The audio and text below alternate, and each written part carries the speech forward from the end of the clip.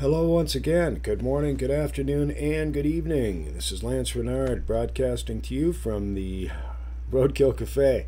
A haphazard production is a production of out-of-the-box, open-minded alternative thinking in which I do not script anything. I just go ahead and communicate it as it comes to mind. And the issues that I present on this channel come mainly from the comments.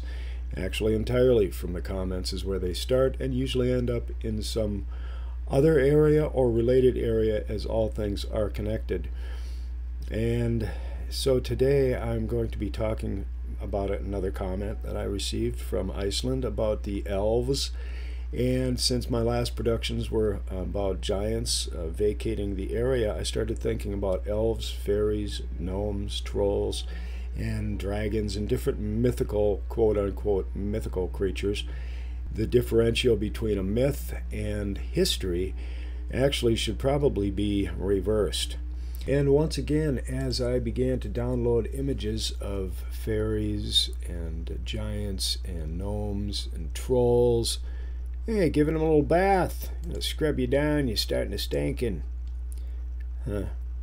As I began downloading all these images, I thought about what they all have in common. And what they all have in common. So, he took a poke in the head there. Yeah, the size relationship of things is a curious detail, and whether or not there is any form of evidence of these little creatures that used to live in the woods. But what they all have in common was the point, and I started thinking, you know, you always associate now trolls and elves with like Christmas, and why would they vacate the area? Sort of a thing. Why wouldn't they be around now? Elves, gnomes, trolls, fairies, and giants. And yeah, because of all of the mayhem that has occurred and incurred here, it would make sense to me. All of the battles, wars, killing, death, destruction that mankind seems to be so fond of, to drive these creatures to say, you know, I've had enough of this stuff. I got a place they can't go. And so then that led me to think about, ooh, big pile of folk there. Now after they calcify, petrify, and mineralize, what are they going to look like then? Ooh, there's too many of them. And also, if you had a bunch of these, like, we're giants compared to these things, were they to exist. And we would be the giants, and they would be the little bugs that we would run out and kill immediately. And the elves, elven races, and oh, where's the Walt Disney? It's pretty much everywhere. The Walt Disney is pretty much got us locked in a box and thinking about and being controllers of, hey Dan, Captain Dan, and right, where they went, why they went. And that brought me to consider how we were at one time, and then Sylvie Ivanova had produced a video, and I really like her. At any rate, here's to you, Sylvie. Back to the issue. Good lad, fascinating captain. The issue of giants, and you know, they're depicted as this violent bunch, but I believe that's the quackademic's view. This particular one was found in Alaska, and we were just looking up in Alaska in the last episode. But get back to the point.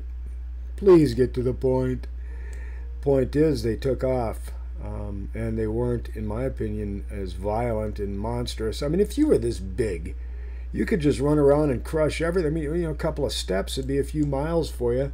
No, my opinion is that we are indoctrinated to think that they were a violent bunch, but possibly the size of their brains led them to be a far more intelligent bunch than us little folk. Apple eater. Apple a day keeps the David away. Whoops. Goliath. Goliath? Yeah, okay. That's David. All right, little Dave, all little scrawny Dave, and Goliath giggling away. Ha ha ha! You shall not vanquish me, good lad. They probably didn't consider him good. Now, looking at all these things and considerations of how we were, and now that's where Sylvia Ivanova comes in. And so I'm going to go ahead and segue, yes, I'm going to go ahead and segue into that video with her, because of the fact that if we were hiding, how would we hide? You know, how would we hide from these monstrous dragons? And whoa, and this guy, hey Will, love you. And right, the possibility, I mean, if that was a big chunk of wood on the far right and I had me a carving tool, I could slice up one of these babies in I don't know, maybe a week, maybe a few days. Hey, I'm getting back to it, so let's go ahead and hop on that production. And well, my little droogies, we'll go ahead and check that out right now. Hope that didn't scare you. Oh man, I'm telling you, Connecticut settler. Yeah, I am just crazy about giant women. I don't know what it is, but you got me. All right, so let's get on with that little bit from Sylvie here. A bit of what I saw on New Earth last evening. Her link is in Sylvia Ivanova, and I wanted to show this area that she was showing with these cave dwellings, and there are these caves all over this area up above here, the Jordan expedition. These caves and caves and caves in this huge cave system, and you want to consider over this vast area there is cave after cave, an interlocking network of just a massive cave complex with all of these different openings everywhere to run in and hide. And you want to, personally, I want to give the consideration of why would an entire civilization want to suddenly go hide underground and vacate the area and get off of the upper terrain? Why would you have a huge network of cities underneath the ground through multitudes of cave entrances? And now if you just want to think about that for a second, well, of course, that's to, in my opinion, to avoid or to get away from some massive creatures or types of civilizations. It would seem that they would have lockups if it was against other people. All this is a huge network, massive city. So I would check out this video, but once again, the consideration of needing to go and hide underground and the reasons for that. So that's one thing to consider, and that's what we're here for. And in my troll hunt, I ran across the Axel Ulrich collection. And if you check out Axel Ulrich, he took oral traditions. Well, here it is right here. Axel Ulrich, 1864 to 1917, was a Danish folklorist and scholar of medieval historiography, and a pioneer in the methodical field of oral narrative. And so he took, obviously, oral tradition, wrote it down, scholarly work, folklore. While a student, soon became influenced in Sven Grundtvig, and later, until the latter's death in 1883, was treated almost like a son. His first major scholarly work was therefore a continuation of Grundtvig's work in the Danish ballads. Ballads derived from medieval French, dance songs, ballads particularly, and so he was able to draw more than excellent. Well, this person took oral tradition, and Orlik eventually developed a system for the study of oral narrative, which he called saga, including principles of the study of sources. Developed with Christian, this guy. His work involved a variety of subjects, including historiography. Erslev's influence on the Danish academic community was great, and he was considered the master Danish historian. There you go. A look on his face. What are you guys talking about? A theory of transmission and most influential influentially a theory of form, which he called epic laws. Epic laws, folk narrative, were a series of principles identified by Alex Orlick for understanding the structure and form of folk tales and have a foundational significance in European folklore studies. So this guy's kind of a heavy hitter. Private life, hung out with Margaret Hasselquist, and he's got honors from Quackademic Finnish. Finnish? I'm just getting warmed up! And so I thought I'd run into a little bit of the old details of who sets up a lot of the historical narratives, not to doubt good old Axel. I just noticed some really cool images. And I thought, well, let's go ahead and check that guy out. So now let's get back into our essay in checking out trolls, elves, gnomes, and giants. And so I suppose in conclusion, or to get to the point of the overall final conclusion, is that we were a slaughtering bunch, as it's apparent that we are. And at one time we had to hide, because when you have those massive monstrous creatures running around, you have to go somewhere or get eaten or stepped on or burned. And we have the association of Christmas. And in my opinion, that's because they all headed that way, up to the northern polarity. You know, you get something like this walking around, you don't have a chance. And so the considerations of, really, were they really a big violent bunch, or are we the big violent bunch? And both of them, both small and large, took off to avoid our crazy little behaviors. As far as these and in the dragons themselves, yeah, I consider that that the myths of the past have a lot more to do with the history, that our associations with Christmas in the Northland are well-founded. Well-founded because they had nowhere else to go. We drove them out.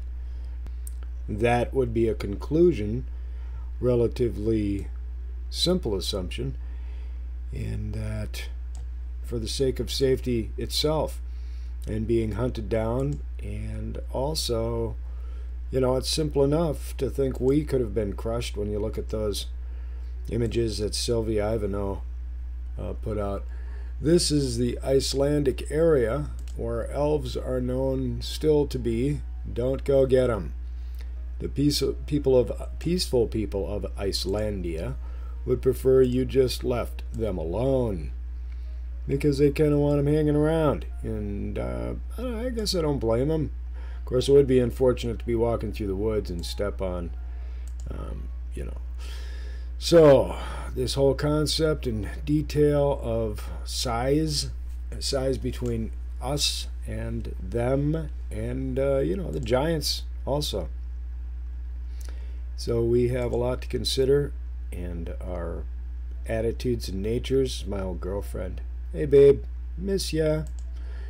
And yeah, the gargantuan attitude and how it's portrayed, the Walt Disney views of, you know, and what we're allowed to see in depictions of, you know, how people were, acted, and behaved.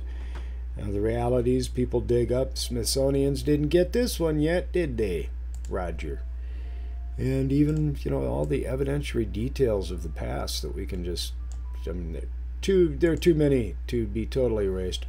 And these little trolls are depicted as ugly little creatures. I tend to disagree. Whatever the depictions are, I have to take wonder and variance in the details. This guy, he's just digging up a big rock that looks just like a skeleton. So, fear not, gang. We'll get it figured out. Don't cry. Tweet. And this is now the curiosity of architecture, of the geology and the textures that we find on the earth. And see, this is a piece of stone, quote unquote, that is, you know, was once a biological living creature. And the fluid is very important. When something's just buried in dirt, then you find a skeleton. 1, 2, 3, 4, 5. It's looking for that 6th toe. So when something is sorry, Spock.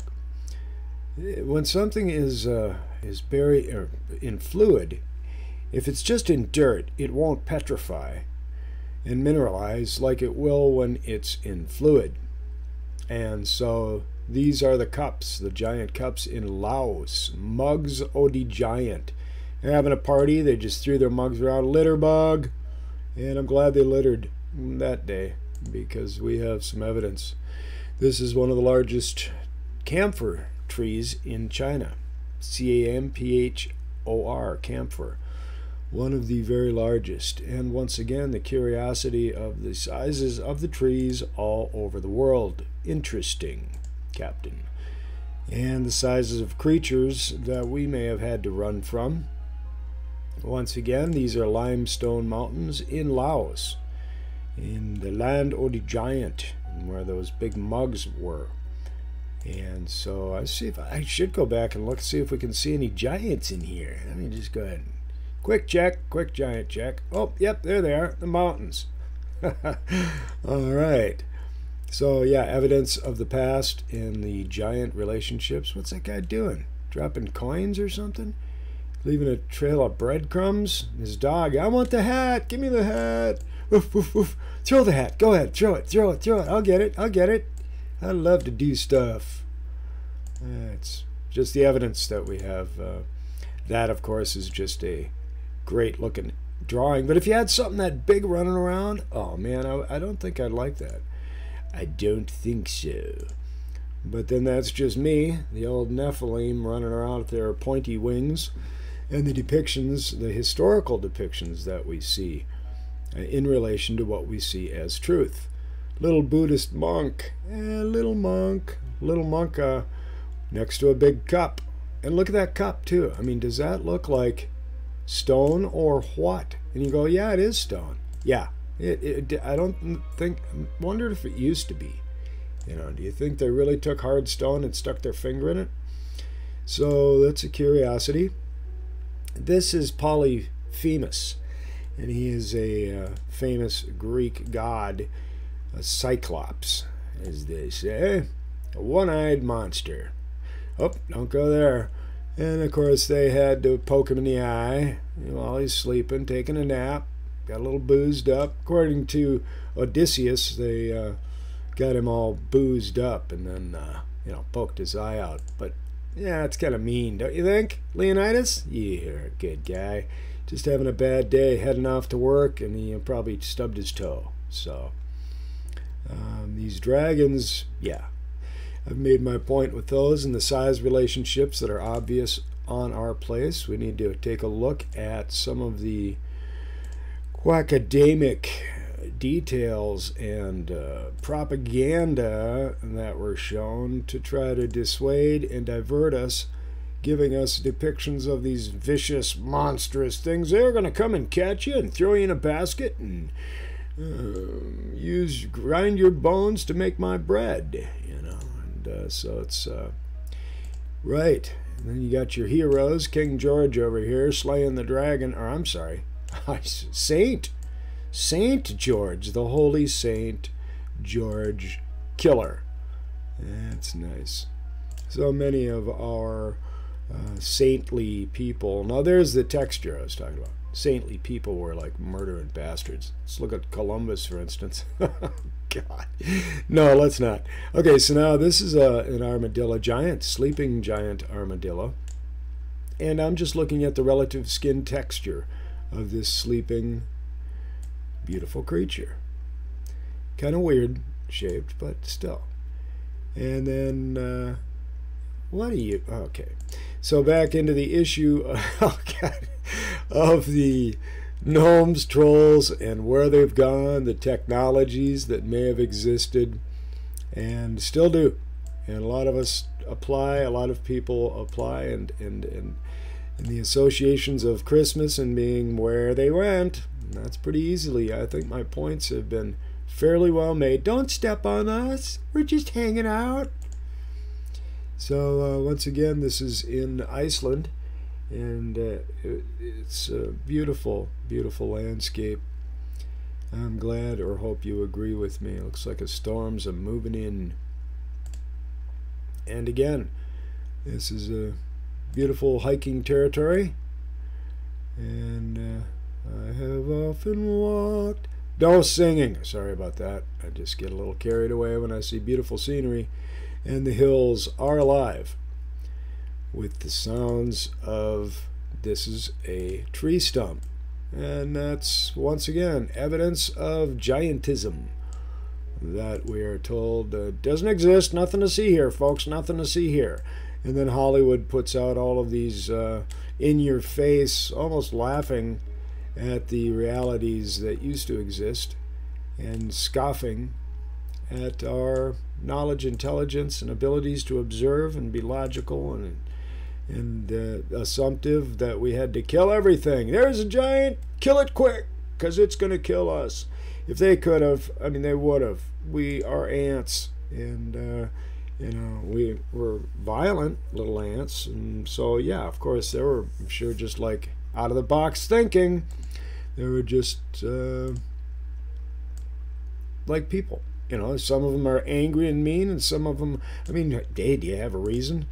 I can always find a reason to be angry about something or to someone, but nah.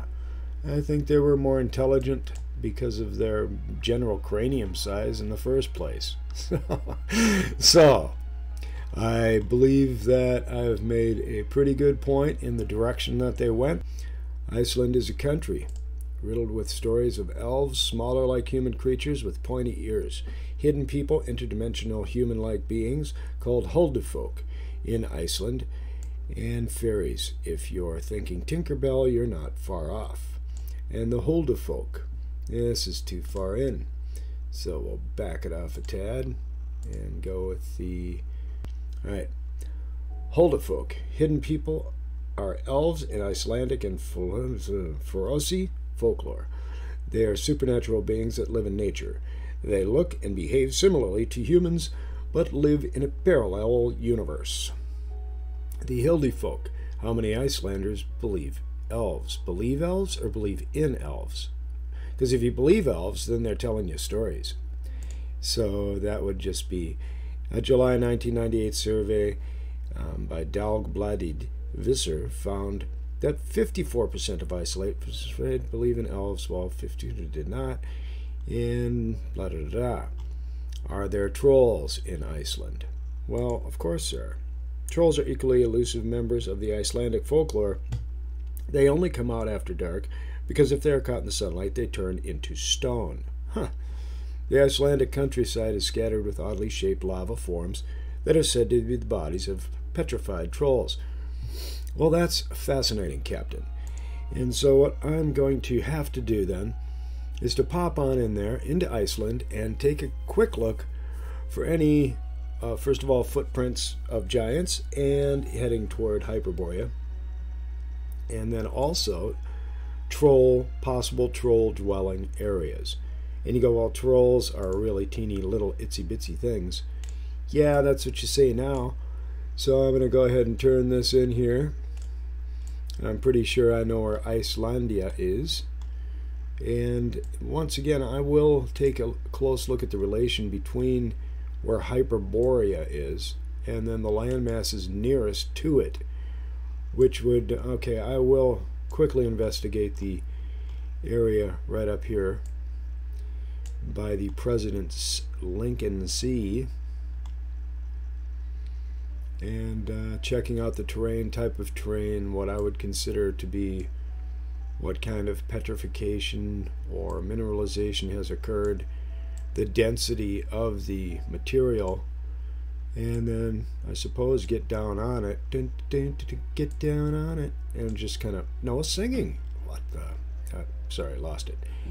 So the most likely spot I'm thinking is right up in this neck of the woods, up here. But that is too hard. In other words, there's too much density to leave any types of prints. And so let's go ahead and head over toward the area of Russia real quick. The Siberian territory type thing. Get up in here in the softer mud dirt and just do a quick check like I did over in, out of sheer curiosity, Now this could have easily been carpet bombed, this area, but I'm looking for the directional footprints that are heading in a northerly direction, and also the tracking of one footprint to the next. Yeah, everything elongated and heading in more of this direction. Here, let me line that up to the direction that it would be heading. Oh, that's north. Due north. Yep, just like in the Alaskan Territory, you've got all of these huge impressions with the elongation going in the same northerly direction. If I could get my Google stupid right, correct, or properly directed. Try it one more time, big guy. You can do it. You can do it. Just dig in. There we go. So, my point, again, is the type of direction that it's going. The mass amount of impressions that continue to look like big old shoes. There's the heel and the tip. Now let's check for the pace. Was this thing walking slowly or was it running? That sort of a thing. So if it was running, it would have a much further pace, and if it were walking, it wouldn't. And it would be quite easy to fabricate so many of these because so many of them actually look like feet. This one here, of course, this one here, and in the tracking fashion is that a, step, step, and then the other step would be back here, and the one prior to that would be back here, and getting the actual track on something. And this is a curious situation. That started out with, as I jokingly said, looking for troll huts, but yeah, I'm going to go ahead and carry through or follow through with that concept over in the Icelandic area. But popping on over to Iceland, that was Greenland, and I was checking the upper border of Greenland is basically what I was doing for those who were curious as to why I was over there. I'm sure somebody's going to send me a comment about how I just glazed over this huge dragon-looking thing. But to get down into the textures and take a good close look at what looks fabricated as a texture, what looks photoshopped, and at least we're not getting big ice sheets on this one like we were doing yesterday, and that's curious. That's a curious anomaly right there. And if you don't see it, what I'm talking about is the tears right here. I could investigate mining in Iceland, but right now I'm just looking at some fundamental terrain anomalies and curious about all of this tiered geology.